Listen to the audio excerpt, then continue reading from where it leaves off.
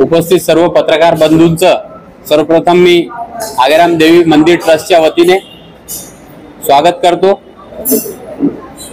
आज आपण बघत आहात की आगेराम देवी मंदिर पहिलेपेक्षा आता जे पूर्ण जीर्णोद्धार स्वरूपात कार्य केलेले आहेत मंदिर ट्रस्टच्या वतीनं। आणि सगळ्यात महत्त्वाची बाब म्हणजे गर्भगृहामध्ये आम्ही 85 किलो चांदीचा देवीला पूर्ण चारही बाजूनी वेढलेला सिंहासन बनवलेला आहे। त्याच्यामुळे देवीच्या मूर्तीला एक वेगळाच स्वरूप प्राप्त झालेला आहे।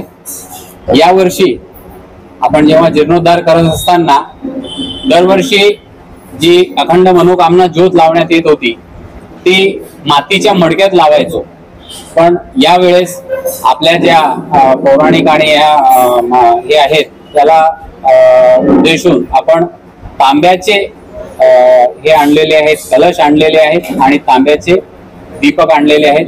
त्याच्यामध्ये या मनोकामना ज्योत आपण प्रज्वलित करणार आहोत येत्या 22 तारखेला। आणि मंदिरामध्ये ज्या एक जवळपास 300 वर्ष पूर्वीचा आपला भोसलेकालीन इतिहास आहे, सगळ्यात जुनं मंदिर आहे।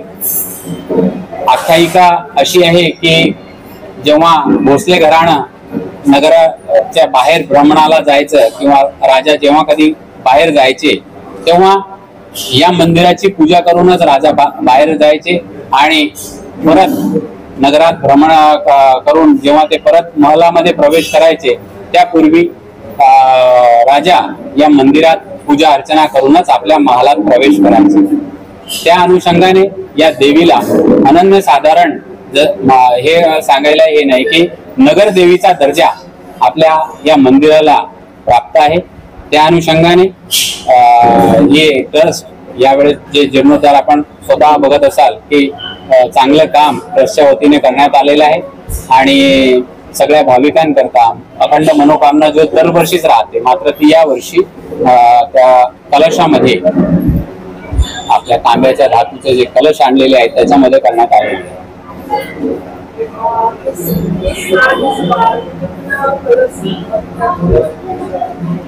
इस साल में 3000 अखंड मनोकामना ज्योत प्रज्वलन करने का हमने प्रयोजन कर रखा है और 3000 ज्योत के हिसाब से जो हर वर्ष मंडप रहता है और बाकी की जो व्यवस्था रहती है वो ट्रस्ट द्वारा की जा रही है।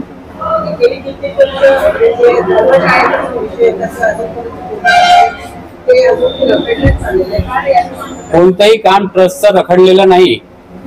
काय असतात तांत्रिक काहीतरी अडीअडचणी असतात आणि ट्रस्ट मध्ये आता आपण थोडस बदल बघत आहात।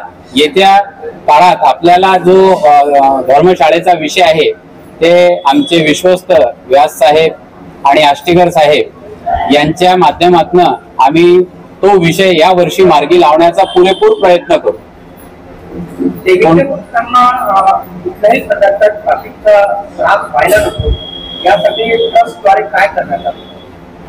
येणाऱ्या 9 दिवसामध्ये मातेच्या भक्तांना कोणताही त्रास होणार नाही याची दक्षता घेण्याकरता माननीय पोलीस आयुक्त तसेच वाहतूकचे पोलीस उपायुक्त यांना निवेदन देण्यात आलेलं आहे।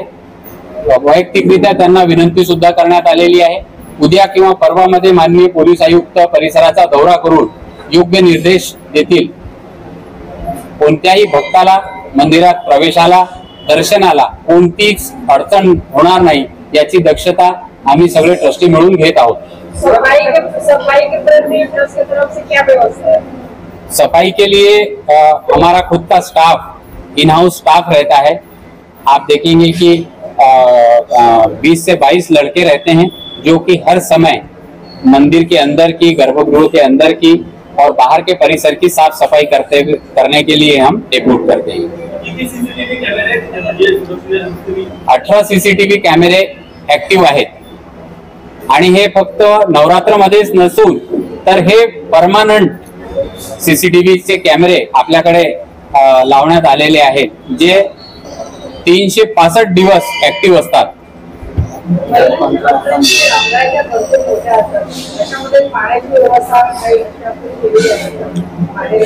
आपण जेव्हा मंदिराच्या प्रवेशद्वारावर हे बघता तिथेच पाण्याचा मोठा हे फार पूर्वीपासून ट्रस्टद्वारे उभारण्यात आलेला आहे आणि पाण्याची किंवा कोणत्याही गोष्टीची असुविधा आजपर्यंत आमच्या मंदिरात झाली नाही आणि आम्ही ट्रस्टी ती होऊ सुद्धा देणार नाही.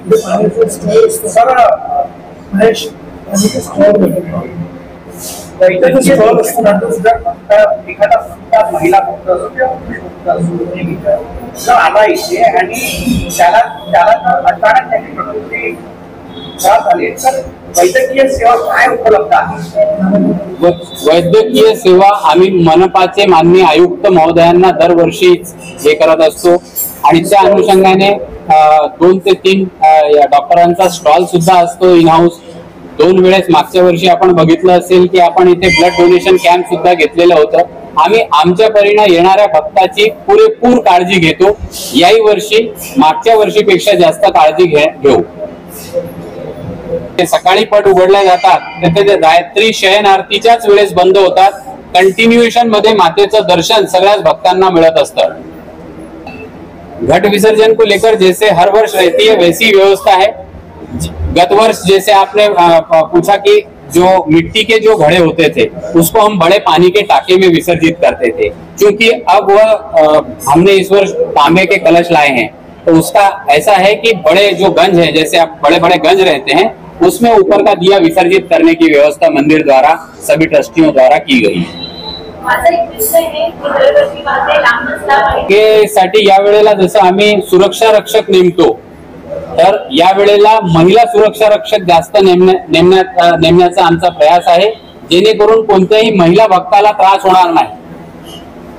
15 मिनिटाचा वेळ आपण अंदाजे पकडून चला, जेणेकरून कारण आम्ही शिफ्ट मध्ये प्रत्येक ट्रस्टी आम्ही वेळ ठरवून प्रत्येक ट्रस्टी इथं आपल्या सेवा देत असतो आणि त्या हॉलमध्ये कोणालाही त्रास होऊ नये, खास करून वृद्धांना, महिलांना, ज्यांच्या काखेत लहान बाळ आहेत त्यांना, त्याच्यासाठी आमचे 2 ट्रस्टी आम्ही शिफ्ट मध्ये कंटिन्युएशन मध्ये आमच्या इथं उपलब्ध राहतो आणि आमच्या ह्या भक्तांची निगा राखत असतो. आता अपंग व्यक्तीसाठी काही अशी विशेष व्यवस्था किंवा त्यांच्या येण्यासाठी असं काही नाहीये. अपंग व्यक्तीला आम्ही काय करतो की त्यांना रांगेमध्ये न येऊ देता आम्ही त्यांना इकडच्या याने येऊन आम्ही स्वतः, जसे इथे गिरीश व्यास साहेब असतात, उपाध्यक्ष असतात आणि पिल्लारेजी असतात, आम्ही त्यांना सोबत जाऊन दर्शन करून बाहेर त्यांच्या सोबत जे लोक आहेत त्यांच्या सुपूर्द करतो. अशी काही वेगळी व्यवस्था नाही. त्यांना फक्त लवकरात लवकर त्या रांगेमध्ये न येता मागच्या दरवाजाने त्यांना आम्ही गर्भगृहापर्यंत पोहोचवतो. असं वाटण्याचा प्रश्नच नाही महोदय. दरवर्षी माननीय मुख्यमंत्री महोदय, माननीय नितीन गडकरीजी, परिसराचे आमचे विधानसभेचे सदस्य तटके साहेब आणि आपल्या शहराचे सगळे विधानसभेचे सदस्य, आजी माजी विधान परिषदेचे सदस्य, आपण बघत असाल की मंचावर माझ्या पूर्वीचे अध्यक्ष तसेच अनेक पद भूषवलेले आमचे विधान परिषदेचे माजी सदस्य गिरीश व्यास साहेब यांच्या माध्यमातून आम्ही प्रत्येकाला हे करत असतो, निमंत्रण पाठवत असतो, त्यांना वैयक्तिकरित्या फोन करत असतो. त्याच्यानंतर आपल्याकडे माननीय उच्च न्यायालयाचे, माननीय सर्वोच्च न्यायालयाचे न्यायमूर्ती सुद्धा येत असतात. मात्र त्यांचं फक्त आम्ही बाकीच्या गोष्टी प्रोटोकॉलमुळे बाहेर हे करत नाही. मात्र याही वेळेस माननीय मुख्यमंत्रीजी, माननीय नितीन गडकरी साहेब यांचं व्यास साहेबांसोबत बोलणं झालेलं आहे. दर्शनाला ते अवश्य येतीलच. जी दर्शनाची व्यवस्था आहे ती जसं आमचे पुजारी सकाळी पहिली पूजा करतात आणि त्यांची पूजा आणि आरती झाली की मातेचं पट आम्ही उघडतो सार्वजनिक सगळ्यांकरता. बरोबर. सकाळी 6:30ला आम्ही ती आरती करतो आणि भक्तांकरता मंदिर खुलं करतो आणि रात्रीची शयन आरती 10:30ला शयन आरती करतो आणि त्या शयन आरतीच्या नंतर मंदिराचे पट आम्ही बंद करतो. मंदिर की सजावट को लेकर आप देख रहे हैं कि मंदिर के अंदर का पूरा रिनोवेशन किया गया है. आज या कल में 9 माताओं की बहुत ही सुंदर प्रतिमाएं, जैसे माता कुष्मांडा है, कात्यायनी है, इनकी एक चलित फोटो आज या कल में प्लेस हो जाएगी. एक नया अनुभव, एक नया ये करने के लिए सभी भक्तों को मिलेगा और नवरात्रि में एक विशेष आकर्षण का केंद्र रहेगा. कहाँ से आ रही है? ते आता आम्ही एका कंपनीला कॉन्ट्रॅक्ट या फेसबुक वरून केला होता, त्या कुठून येत आहेत त्याची माहिती आमच्याकडे नाही आहे, पण आमच्या लोकलचा प्रोव्हायडर आहे त्याच्याकडून त्या प्रतिमा येतील आज किंवा उद्यामध्ये. कोण पत्रिका नाव सांगा. आम्ही आमच्या ट्रस्टचे विद्यमान अध्यक्ष माननीय विनोदजी आष्टीकर, मी सचिव महेश कुमार गोयल, आमच्या ट्रस्टचे विद्यमान कोषाध्यक्ष हरिओम अग्रवालजी, उपाध्यक्ष श्री गिरिजा शंकरजी अग्रवाल, तसेच माजी अध्यक्ष रामचंद्रजी पिल्लारे, सदस्य विकास पेटकर, सदस्य सुरेश तिवारीजी, तसेच माजी अध्यक्ष गिरीश व्यासजी, आम्ही सगळे विद्यमान ट्रस्टी. तसेच मंदिरात ह्या 9 दिवसात आम्ही ट्रस्टी तर आहोत, पण आमच्यापेक्षा जास्त जर कोणी मंदिराचे हे करत असेल, देखरेख करत असतील आणि निस्वार्थपणे सेवा देत असतील, असे आमचे 3-4 जे भक्त आहेत, विजूभाऊ आहेत, ते बँकेतून सेवानिवृत्त झालेले आहेत. सगळ्यात महत्वाचं काम म्हणजे ते आम्हाला